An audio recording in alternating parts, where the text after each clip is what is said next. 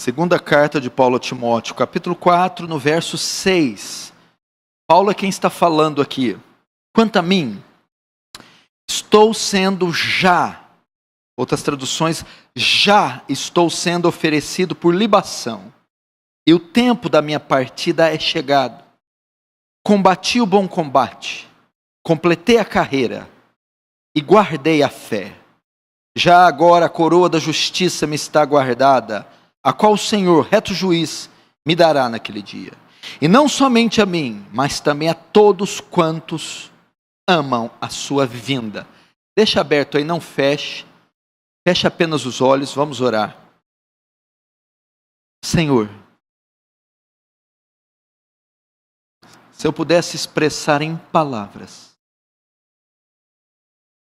a urgente necessidade que eu e essas pessoas que me ouvem têm da graça divina, se eu pudesse, Senhor, dizer o quanto necessitamos da manifestação gloriosa da sua parte, nesse tempo tão árido, tão estranho que estamos vivendo. Deus, toma esse auditório agora, usa esse pequeno lugar, esse pequeno evento, para manifestar a tua glória. Despeja da sua graça gloriosa sobre todas essas pessoas e toma suas mentes cativas à tua palavra. Que o Senhor me encha do Espírito Santo e da sabedoria divina para comunicar ao teu povo a santa palavra. Faz teu reino avançar. Receba a glória para si e nos conforme à imagem do seu Filho. Em nome de Jesus. Amém. Esta é a segunda carta de Paulo ao seu discípulo Timóteo. A segunda carta de Paulo a Timóteo. Ele escreveu 3 epístolas chamadas epístolas pastorais, voltadas a pastores e falando necessariamente do ofício de pastor. É a primeira carta a Timóteo, a segunda e a carta a Tito. A primeira carta a Timóteo, ele escreveu quando esteve na Macedônia, depois de ser solto na sua primeira prisão. Paulo foi preso 2 vezes em Roma. A primeira prisão era uma prisão domiciliar. Ele estava preso em uma casa onde podia receber visitas constantemente. Ao ser solto dessa primeira prisão, ele vai para Macedônia. E de lá ele escreve a primeira epístola a Timóteo. Timóteo era de Listra, foi convertido na primeira viagem missionária de Paulo. Era filho de um pai grego e de uma mãe e uma avó, Lóide e Eunice, judias. E delas ele aprendeu sobre a fé monoteísta, no Deus de Abraão, Isaac e Jacó. Mas a conversão ao cristianismo se deu com a pregação de Paulo, na sua primeira viagem, quando ele passa na cidade de Listra. Timóteo então torna-se um discípulo de Paulo e vai pastorear a igreja de Éfeso, também escrita por Paulo e também enviada a Timóteo. A sua segunda epístola, Paulo é preso novamente. O ano aqui é 64. Quem governava Roma era Nero. A primeira grande perseguição contra os cristãos acontece sob o governo de Nero. Nero começa agora a usar o Coliseu. Começa a prender todos os que se recusam a se curvar diante do Império Romano e diante do imperador.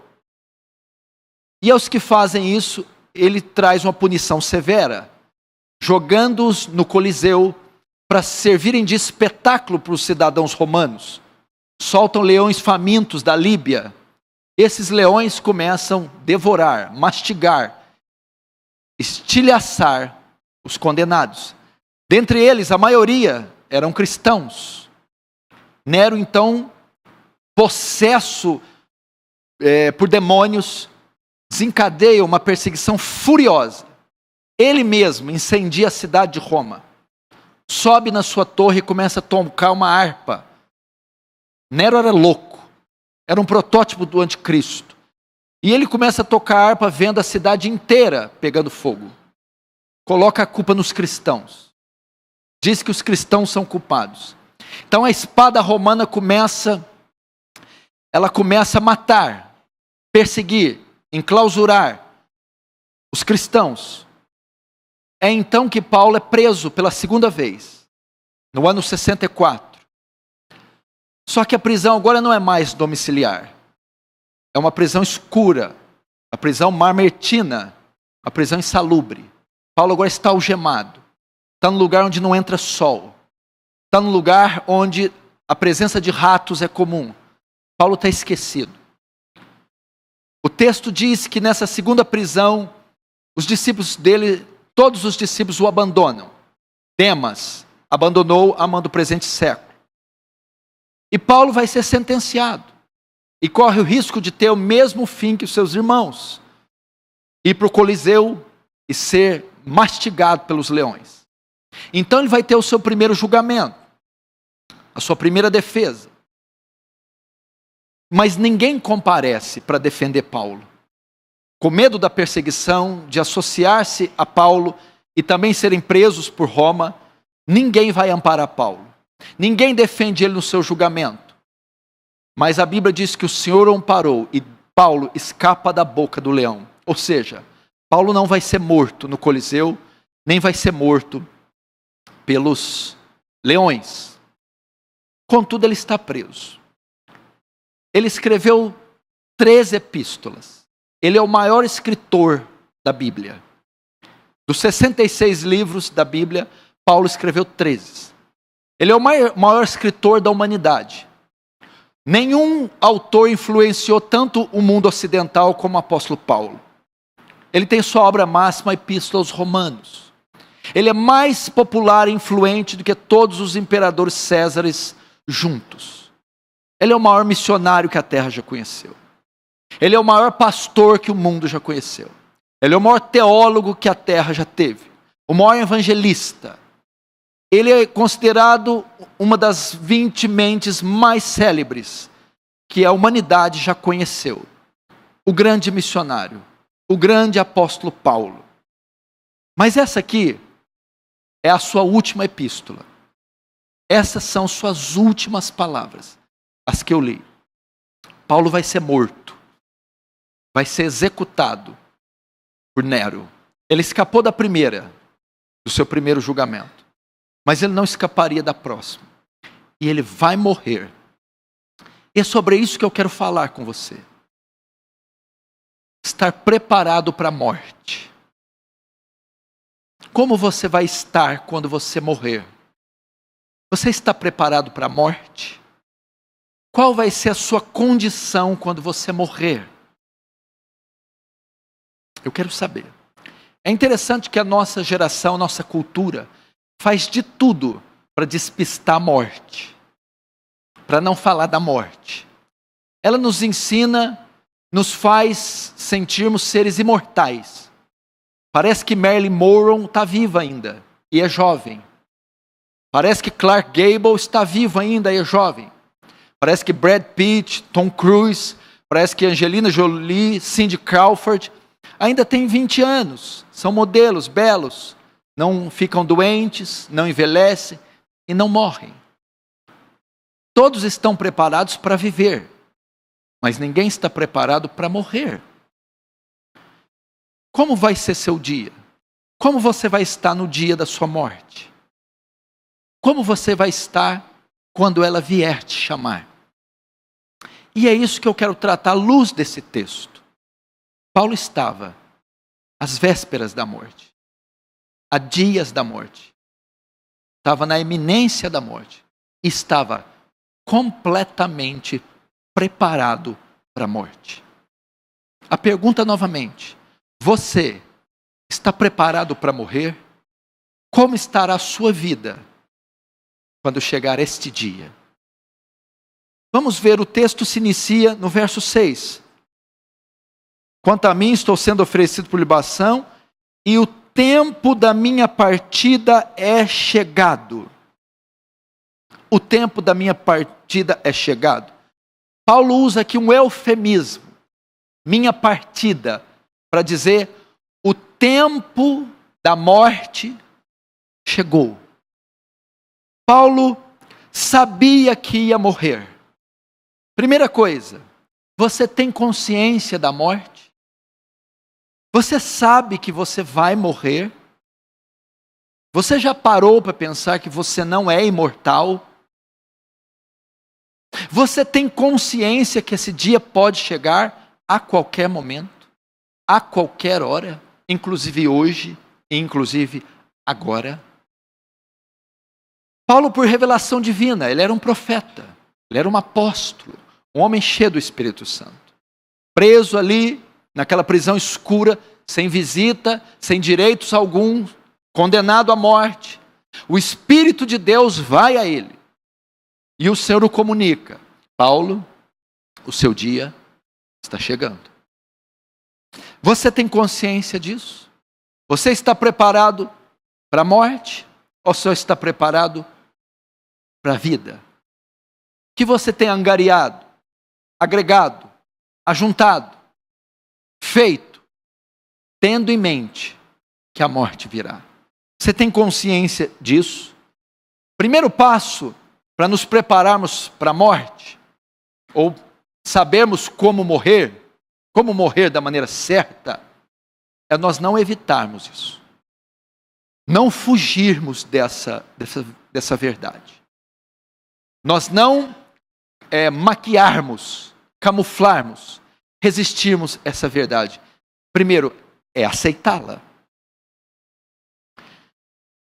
Segundo, quando Paulo diz o tempo da minha partida é chegado, Paulo aceitava a ideia da morte.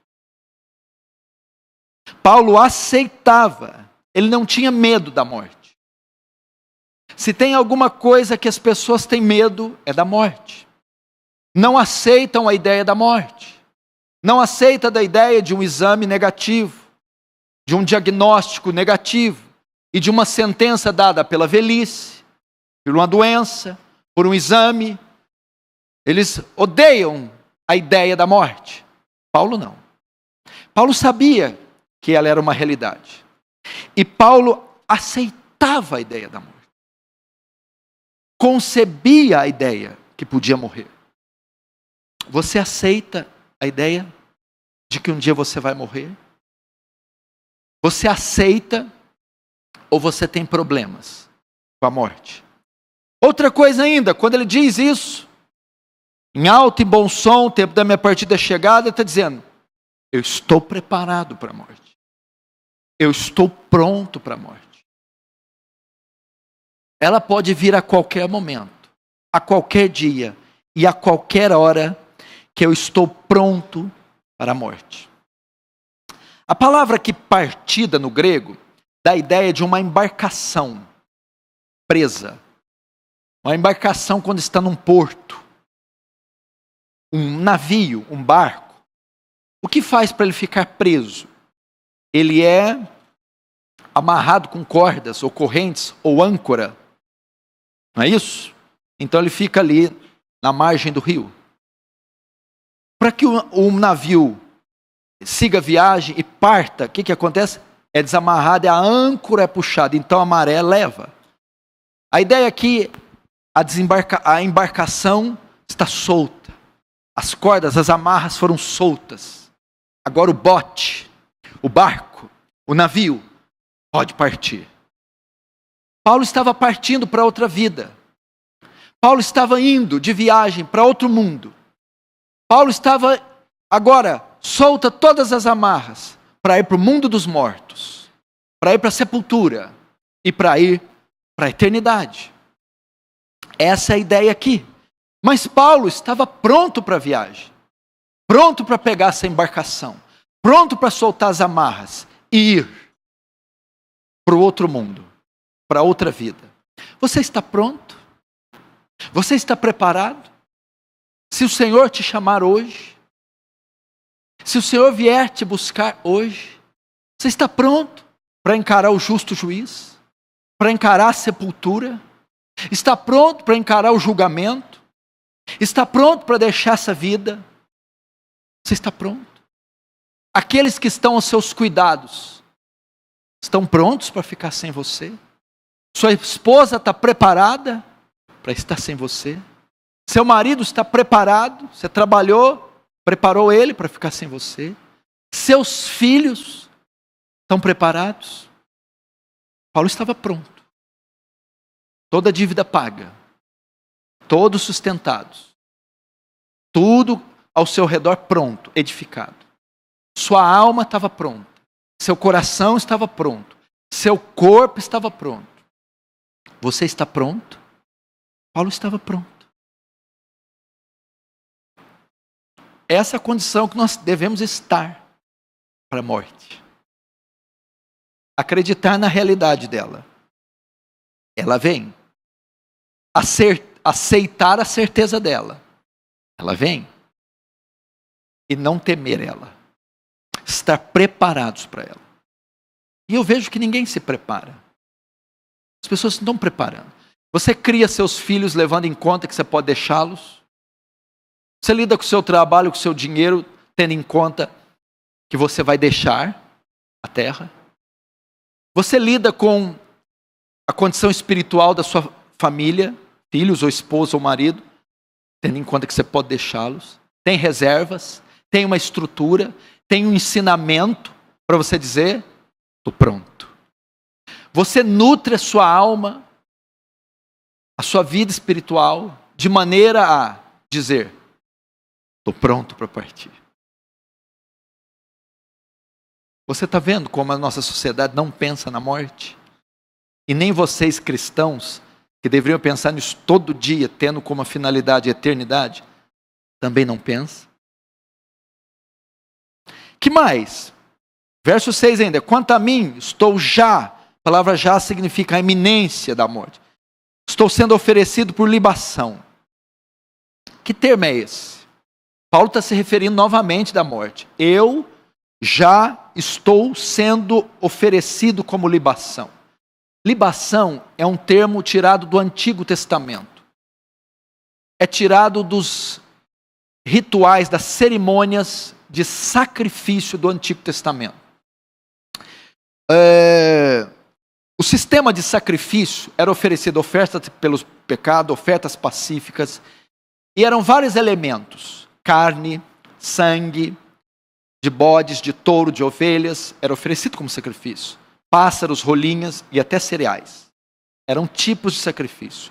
Um dos sacrifícios era a libação, era um sacrifício líquido. Poderia ser vinho, poderia ser azeite e até sangue.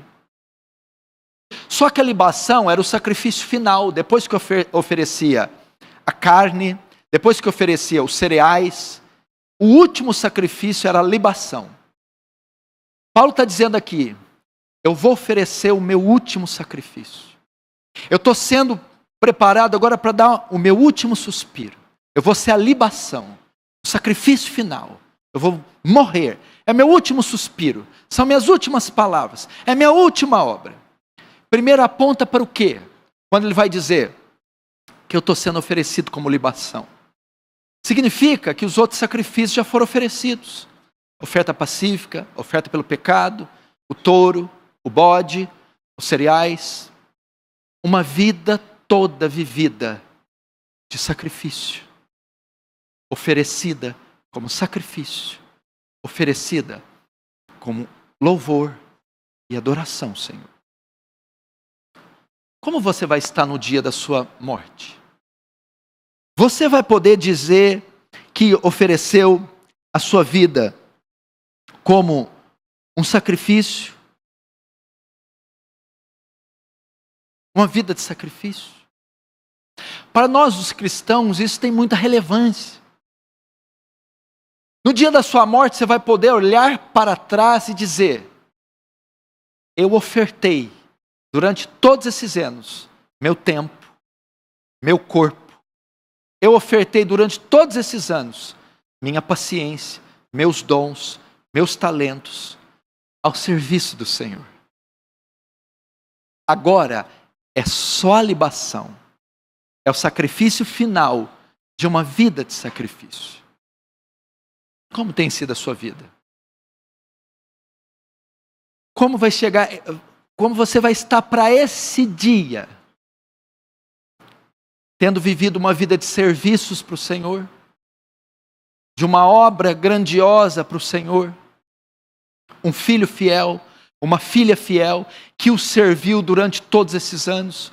Uma vida devota, uma vida casta, uma vida pura, uma vida de renúncia e uma vida de serviço, de trabalho, de empenho, de cooperação com o reino. Essa, querido, deve ser a condição de todos nós. Você já viu que muitas pessoas no fim da vida morrem depressivas, frustradas, decepcionadas? Por quê? Porque foi toda uma vida estéril, infrutífera. Uma vida estéril. Paulo não. Paulo foi uma árvore frondosa. Paulo foi uma figueira carregada de frutos e de sacrifícios. Meu irmão, ele vai dizer assim: por cuja causa padeço, em Timóteo mesmo, mas não me envergonho, porque eu sei em quem eu tenho crido, e que Ele é poderoso para guardar o meu depósito até aquele dia. Paulo tinha um depósito. Paulo armazenou. Paulo ajuntou todos esses anos. O que você vai ter para aquele dia? Quando Jesus fala, é um paralelo a esse texto, a parábola da avareza, ele fala assim: do homem que ajunta em celeiros. Escute, presta atenção. Um certo fazendeiro tinha abundância na sua lavoura, fez uma colheita e encheu seus celeiros. Mas ele disse: o que eu posso fazer com isso? Ah, já sei. Derrubarei esses celeiros, farei outros maiores e encherei eles e vou dizer: ó alma, goza farta porque tem muitos bens. Então Jesus vai dizer: louco, amanhã pedirão a tua alma. O que tens preparado? Para quem será? O problema ali não era juntar. Todos nós devemos ajuntar. O homem fez o quê? Fez uma estratégia e ajuntou muito trigo, muita riqueza, muito. Mas o que ele ajuntou e para quem foi? O problema não era juntar. Você pode juntar, você pode estocar, mas o quê? Paulo ajuntou conhecimento, graça. Paulo juntou serviço, almas. Esse era o bom depósito, uma vida devocional. Que mais? Como a sua vida tem que estar? Verso 7. Combati o bom combate, completei a carreira, guardei a fé. Essa era a situação de Paulo ao morrer. Combati o bom combate. O que é isso? O que é isso, Bruno? O que é isso, Alexandre? Paulo está próximo à morte e ele dizia: eu lutei por uma causa. Eu tive uma causa nessa vida. Eu tive um propósito nessa terra. Minha vida teve um fundamento, objetivo, alvo. Essa é uma das grandes tristezas dos cristãos. Eles não têm objetivo. Eles não têm alvos. Eles não têm metas. Não têm sonhos. Não têm algo a atingir. Paulo, próximo da morte, a minha vida não foi vivida aleatoriamente, sem propósito, sem fundamento, sem função. Muitas pessoas estão assim, desajustadas, deslocadas, perdidas. Não devemos estar assim próximo à nossa morte. Temos que saber a razão da nossa fé, da onde viemos, quem somos, para onde vamos. O próprio Paulo dizia: uma coisa faço, esquecendo-me das coisas que para trás ficam, prossigo para as que estão diante de mim, para alcançar o prêmio, prossigo para o alvo. Tinha um alvo, tinha uma meta. Qual é essa? Quando ele está diante de Agripa, rei Agripa, eu não fui infiel à visão celestial. Eu tenho um combate, eu tenho uma meta, eu tenho um reino, eu tenho uma obra, eu tenho um chamado. Eu sei quem sou, sei quem me chamou, sei quem sirvo, sei o que quero, sei para onde estou indo. Qual o seu alvo? De onde você veio? Quem você é? Para onde você vai? O que você está fazendo na terra? Qual é a razão do seu viver? Para que você foi chamado? Qual o sentido da sua vida? Vender o almoço para comprar janta? Comer, dormir, comprar, vender, envelhecer e morrer? Paulo não. Paulo tinha uma causa. E ele defendia a causa. Ele lutava pela causa. Você está empenhado no quê? Defende o quê? Luta pelo quê? Se esforça pelo quê? Aonde você emprega sua força, sua energia, seus objetivos? Paulo dizia, eu combati o bom combate. Ele usa o verbo no passado. Ele está dizendo de toda a sua vida. Agora chegou a morte, Paulo. Eu combati o bom combate. Eu tinha uma causa a defender. Irmãos, quem não sabe onde quer chegar, não chega em lugar nenhum. Quem não tem metas, quem não tem sonhos, quem não sabe o que está fazendo, onde está, não vai chegar em lugar nenhum. Não podemos estar assim próximo à nossa morte. Combati o bom combate. Uns podem não saber, outros estão em inércia. Inércia. O que é isso? Irmãos, a vida cristã é uma vida militante, ativa. É uma vida de batalha. Esse combater o bom combate significa combater contra a carne, combater contra o pecado, combater contra o velho homem, combati contra Satanás, combati contra as trevas, combati contra os reinos, combati contra os magistrados, combati a favor das almas, combati contra os inimigos da cruz. Vida intensa, ativa, vida prolífica, vida vitoriosa. Como você vai estar para a morte? Isso aqui Paulo está dizendo, chegou o tempo da minha aposentadoria. A aposentadoria só ocorre depois de um extenso período de serviço para o Estado. Aí ele vai dizer, trabalhei, agora é hora da aposentadoria. Você está pronto para se aposentar? Você tem prestado um longo, extenso período de serviço para o reino? Está pronto para se aposentar? Ou se ele te chamar agora, você não pode receber. Você não cumpriu ainda o tempo necessário. Paulo não. Foi uma vida de combate. A praga dos cristãos é o ócio. É o ócio. É a inércia. É a esterilidade. Irmãos, não podemos estar prontos se não vivemos uma vida intensa. Deixa eu dizer e perguntar algo para você. Responda para você. Em que espécie de combate você está empenhado? A ideia aqui é duas, porque Paulo usa a figura de militar e usa a figura dos Jogos Olímpicos da Grécia Antiga. Primeiro, o ringue.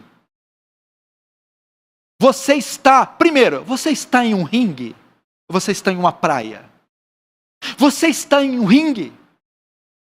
Você está envolvido em alguma espécie de combate? Você luta? Você está em que assalto? 100º? 12º? 1003º? Você está em um combate? Segundo, que combate? Quem está no ringue com você? Quem é o seu oponente? Quais são as causas por que você luta? trivialidades, temporalidades, futilidades? Ou são as causas concernentes ao reino, à obra, a Cristo, ao céu? Paulo combatia. Quando chegar o dia da sua morte, você tem que estar pronto para olhar para trás. Combati o bom combate. Segundo, aqui dentro do 7, completei a carreira.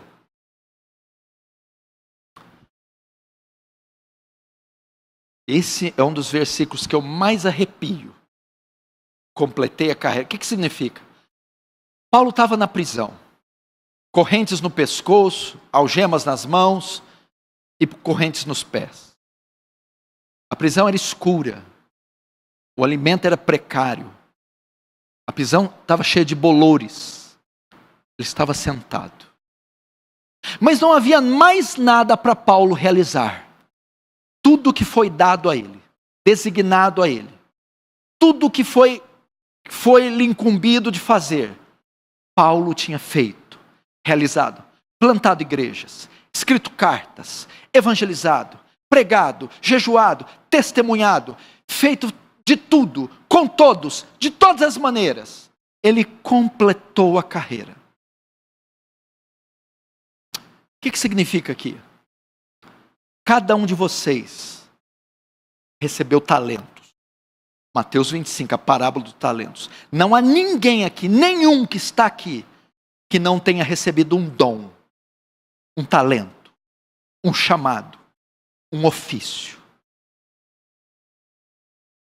Quando chegar perto da sua morte, esse talento tem que ser multiplicado.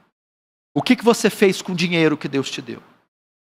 Com o corpo que Deus te deu? Com a inteligência que Deus te deu? Com o dom que Deus te deu? Você completou a carreira? Que isso? Esgotou ele. Usou ele. Em benefício do reino. Paulo recebeu o seu dom, o apostolado. O mundo gentílico. Pedro separado para o apóstolo dos judeus. Paulo, apóstolo dos gentios. Paulo recebeu essa missão. Você tem que difundir o evangelho no mundo gentílico. Essa é a sua missão. E o seu talento é o apostolado. Pois bem, então me dê. Quanto você vai me dar? 5 talentos. 3 viagens missionárias. A bacia toda do Mediterrâneo evangelizada. As igrejas da Ásia Menor. As igrejas da Acaia, da Bereia. Tessalônica, Bereia, Colosso, Filipos, Corinto, igrejas plantadas, discípulos feitos, mestres preparados. Todo mundo gentílico foi evangelizado. Quando os primeiros missionários foram pregar na Inglaterra, já havia crentes lá. Os missionários ficaram espantados. Mas quem veio aqui? Quem evangelizou vocês? Os soldados romanos. Os soldados romanos? Na prisão domiciliar, Paulo ficava preso com 2 correntes. E de 8 em 8 horas, ele ficava preso com 2 guardas romanos, 2 soldados romanos. De 8 em 8 horas fazia um rodízio e os guardas trocaram. Imagina, 2 guardas acorrentados com Paulo 8 horas. O que ele fez? Evangelizou os soldados.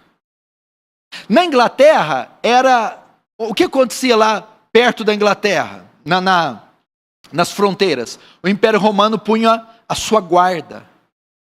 Então, quando o Império Romano enviava soldados para guardar as fronteiras do Império, enviava soldados que Paulo tinha evangelizado. Enviava missionários. Olha Roma distribuindo missionário aí sem saber. Quem ganhou esses soldados? Paulo. Quando os missionários chegam para evangelizar a Inglaterra, já tem crente aqui. Quem ganhou vocês? Os soldados romanos. Ganhos por Paulo. Completou a carreira. E a sua carreira? E aquilo que Deus lhe designou para fazer? Onde estão seus talentos? Você os enterrou? Você pode dizer hoje, se Deus te chamar, completei a carreira. Tudo que estava ao meu alcance, pelo menos até hoje, fiz. Cumpri. Obedeci minha vocação. Irmãos, temos que estar assim quando a morte nos chamar. Sua carreira está completa quanto aos seus filhos. Você ensinou a eles tudo que podia te ensinar no teu presente momento. Você pode dizer quanto aos filhos, minha carreira está completa. Quanto ao testemunho, discipulado, ensinamento, estou pronto para soltar missionários. Sua carreira está completa quanto à esposa, ela está limpa, adornada, ataviada e o casamento está em dia. Sua carreira está completa quanto aos dons, ao chamado, ao ofício, evangelismo, diaconia, missões, pastorado, o crescimento na graça e no conhecimento. Combati o bom combate, completei a carreira, guardei a fé. O que mais temos que estar prontos para a morte? Guardei a fé. Isso aqui também é uma das coisas que eu tenho visto ser mais difíceis no nosso século. Crentes que terminam como começaram. Quando Paulo diz guardei a fé, Paulo está falando da fé, do dom da fé. Ele não está falando da fé para crer em milagres. Ele está falando da fé como doutrina. Eu não desviei, eu não comprometi a doutrina. Eu não me desviei de Cristo. Eu não corrompi a minha consciência. Eu terminei da mesma maneira que eu comecei. Olhando para Cristo, fiel a Cristo, fiel à doutrina, fiel à revelação celeste. Eu não esmoreci, eu não recuei, eu não comprometi o conteúdo do Evangelho. Eu guardei, a ideia, preservei a fé, preservei a doutrina, preservei minha comunhão com Deus, preservei o meu alvo. Você está como você começou? Você está guardando, preservando a fé? Quantos não se desviam?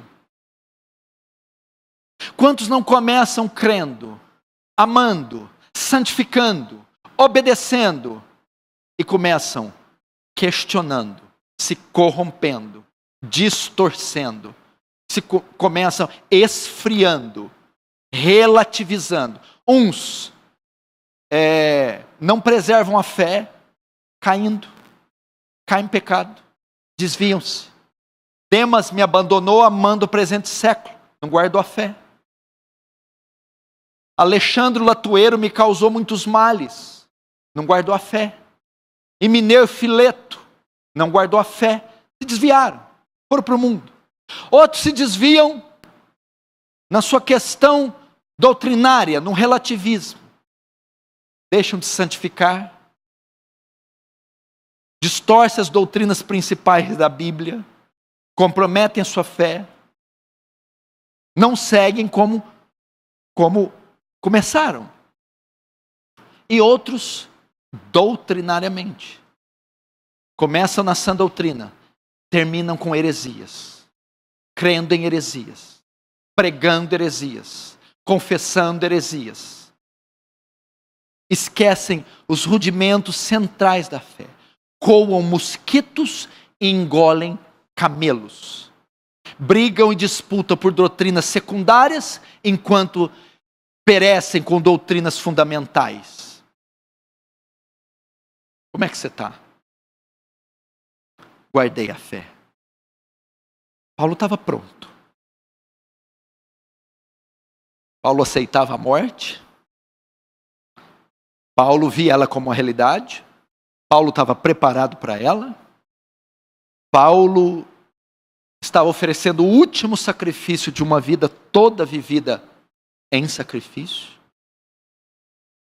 Paulo tinha um ofício. Paulo tinha uma causa para combater. Todos os talentos, ele pegou 5 de Jesus, agora devolveu 10. Ele multiplicou. e agora a fé foi preservada. Que mais? Está caminhando para o fim. Verso 8. Já agora a coroa da justiça me está guardada, o qual o Senhor, reto juiz, me dará naquele dia. Como deve ser a nossa condição próximo à morte? Sabe o que ele falou aqui?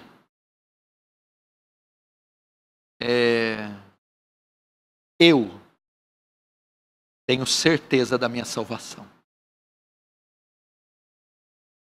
Começa falando que tem certeza que vai morrer. Isso aí você tem também. Quem tem certeza que vai morrer aqui diz amém. Agora, nem todos têm a certeza que vão ser salvos. Primeiro ele fala, o tempo da minha partida é chegado, eu vou morrer. Agora ele vai dizer, a coroa da vida está preparada. O que quer dizer esse termo? O termo vem dos Jogos Olímpicos.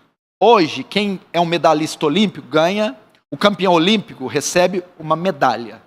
Na época da Grécia Antiga, o vencedor olímpico ganhava uma coroa. Era uma coroa de folhas de louro. Ok? A coroa tipifica o quê? É a vitória. É o primeiro lugar do pódio. O vencedor leva a coroa. Paulo está dizendo assim, a coroa da vida, não é de louro, não é medalha de ouro, coroa da vida vai ser me dada. O que é isso? Eu venci, eu vou entrar no céu, eu vou receber a coroa do vitorioso. O que é a coroa? A vida eterna. Já estou pronto para herdar a vida eterna.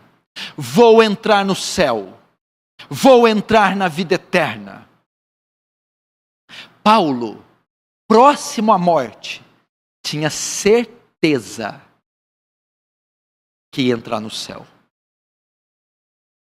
Você tem certeza da sua salvação? Você está seguro que se a morte te chamar hoje, você herda a vida eterna? Você está seguro que você vai para o céu? Temos que estar assim. Eu já vi várias pessoas na igreja que falam da volta de Jesus ou da morte dessa maneira. O Senhor não pode voltar essa semana. O Senhor não pode voltar agora. Por quê? Eu não estou preparado. Eu não posso morrer agora, porque eu não estou preparado. Mas preparado para quê? Para herdar a vida eterna. Paulo tinha certeza. Essa deve ser a maior condição daquele que espera a morte. Saber que vai herdar a vida eterna. Olha que coisa linda. Já agora, que hora? A hora da morte. A coroa da justiça, a coroa da vida me está guardada, ao qual o Senhor reto juiz me dará. O que Paulo está dizendo? Eu tenho certeza que entrarei no céu. Certeza que não irei para o inferno. Certeza que receberei a coroa. O primeiro lugar do pódio. A medalha de ouro. A vida eterna. Irmão, você está assim? Você tem dúvida quanto à sua salvação? Dúvida qual reino você vai pertencer? Dúvida qual lado da eternidade você vai estar? Por isso que o velho Paulo estava sentado lá, ele não estava com medo, ele não estava ansioso, ele não estava temeroso. Paulo esperava apenas isso, herdar a vida eterna. Eu nunca vi isso. Parece que é uma epidemia de crentes com medo de morrer. Não pode falar de morte. Tem o horror da morte. Pavor da morte. Não concebe a ideia da morte. Sabe por quê? Porque não estão preparados para a morte. Porque não estão salvos. Porque não sabem se vão herdar a vida eterna. Porque veja só, quando você muda, quem já morou de aluguel aqui sabe. Quem morou de aluguel? Quem morou no fundo do fundo do fundo do fundo, atrás da casinha do cachorro? Quem morou numa casa sem laje, num bairro de periferia da periferia da periferia, condições precárias de higiene? Muita gente já morou. E você consegue financiar uma casa zero, cheia de tinta souvenir, coisa linda, graminha, jardim de inverno. Ou você aluga um apartamento limpo, bonito. Você vai ver ele, porcelanato, banheiro agora com a válvula hidro, não é mais da cordinha, também não leva nada embora, lá, tá doido? Laje, quando é frio, congela, quando é calor, derrete. É eternite. Aí você vê a casa, financiamento da Caixa, a chave. Consegue o fiador, porque nessa cidade só fiador sem calção. Não se não aluga. Você consegue. Você não fica feliz em se mudar, ansioso, alegre, exultante? Vou para um novo bairro, uma nova morada, uma nova casa, limpa, clara, honesta, perfeita. Todo mundo fica. Assim é aquele que deseja o céu, que mora nesse tabernáculo terrestre, esse corpo de corrupção, nesse sistema caído, aqui com sofrimento, mas sabe que tem um lar celeste esperando, aspira, deseja, anseia, porque sabe que herdará novos céus e nova terra. Paulo sabia, porque tinha certeza que ia para lá, por isso não tinha medo da morte. Quem tem medo da morte é porque sabe que não vai mudar de endereço, está num casebre, vai para um lugar pior, talvez o inferno. Último, penúltimo. 8, já a coroa da justiça me está guardada, a qual o Senhor resto juiz me dará naquele dia. Agora, e não somente a mim, mas também a todos quanto amam a sua vida. São quase as últimas palavras de Paulo. Como devemos estar com relação à morte? Primeiro, tinha certeza da salvação dele próprio. Por último, encorajava os outros. Ei, não é só eu que vou estar lá não. Ei, Timóteo. Ei, crentes de Éfeso. Ei, vocês que ficaram. Vocês também irão. A coroa da vida, da justiça, não foi preparada só para mim, mas para todos que creem, todos que amam, todos que esperam, todos que andam em justiça.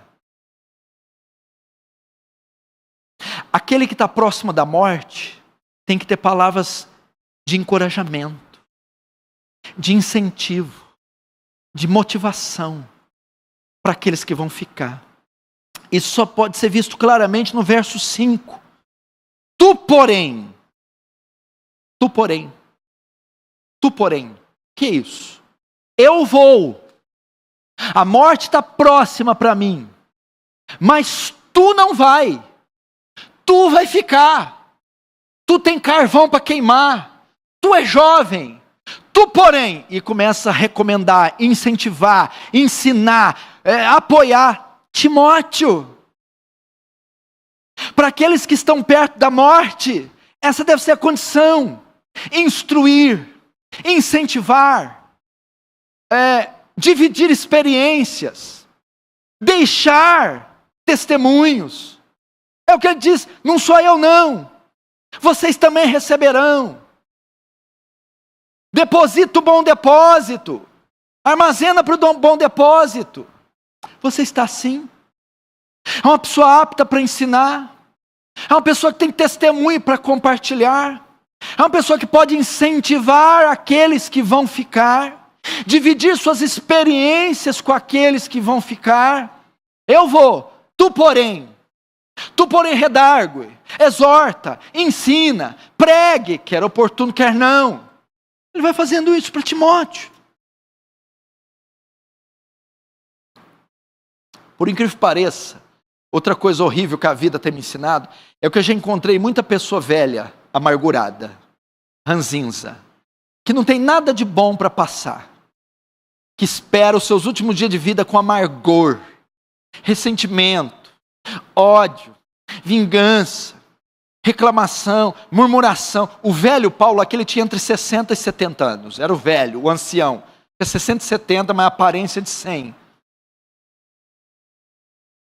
Paulo estava cheio de júbilo, um homem cheio de alegria para compartilhar, de incentivo. Você vai terminar a sua vida como? Em louvor ou em luto? Em alegria ou em pranto? Paulo diz, não gente, vocês também. Paulo tinha tempo no corredor da morte para incentivar, para partilhar as suas experiências, para aconselhar, para motivar os que iam ficar. E eu tenho visto isso. Pessoas no fim da vida, amarguradas, rançosas.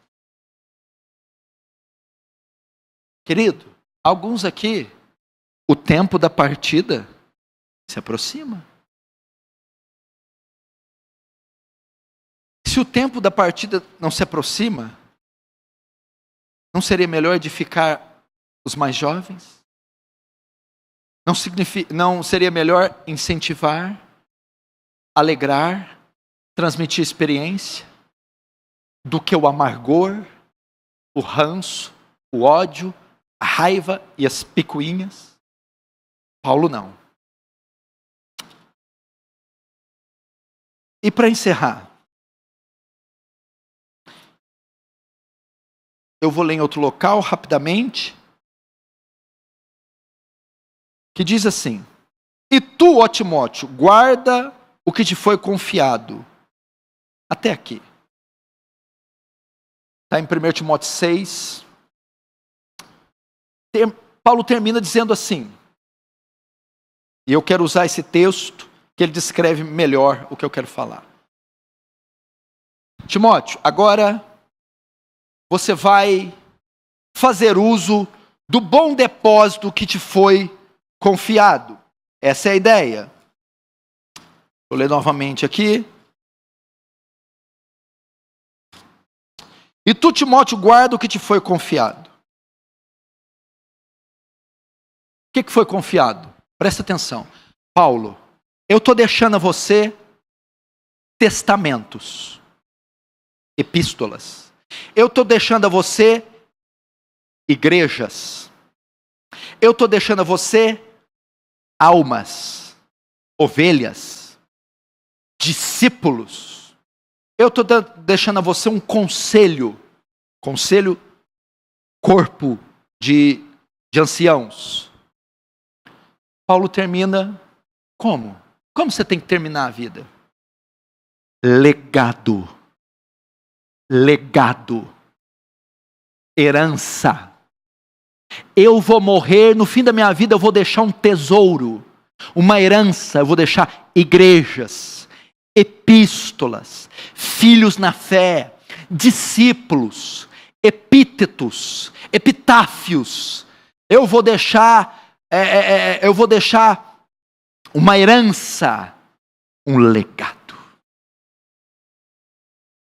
Se a morte te chamar hoje, o que você tem? Qual o seu legado? O que você deixa? O que a história vai registrar ao seu respeito? O que você representou para a cidade de Franca? Para o estado de São Paulo?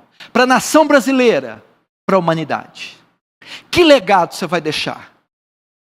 Que benfeitoria? Que obra social? Que obra espiritual? Quais escritos você vai deixar? Quantos filhos na fé você vai deixar?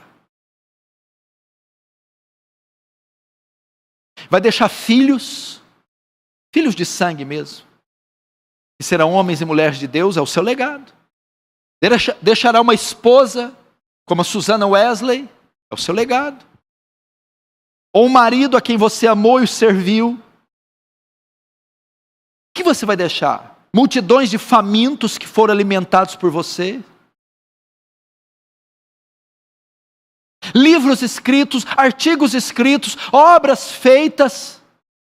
Paulo deixou um legado.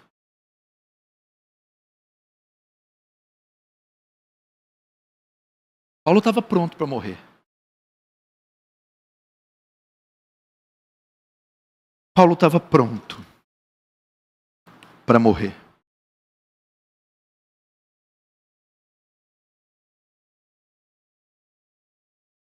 Paulo estava pronto para morrer. Você está pronto? Não é bonito? Natanael, parece que eu li agora uma poesia de Camões. Não parece? Parece que eu li escritos de William Shakespeare.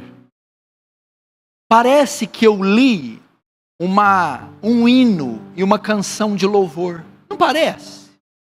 Não, mas eu li as últimas palavras de um homem sentenciado à morte, preso numa prisão escura, ia ser decapitado, sozinho, esquecido. Mas olha o coração dele, como ele estava às vésperas da morte, completamente realizado, completo, feliz, pronto para a morte.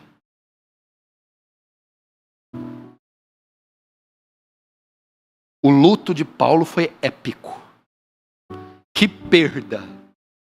Nós sim temos que chorar a perda de um centurião desse, de um soldado, de um gladiador desse porte. Aqui, quando a espada gelada de Roma passa na cabeça, a terra perderá um dos seus maiores e mais célebres membros, cidadãos, o apóstolo Paulo. E ele tanto deixou legado, e a morte dele foi tão estupenda que hoje, 2000 anos depois, estamos fazendo menção do apóstolo Paulo. E nós podemos usar até a morte trágica, martirizada de Paulo, como um exemplo elegante, belo, poético de como morrer. Esse é Paulo. Essa é a maneira certa de morrer. Vamos fechar os olhos, curvar a cabeça, vamos orar.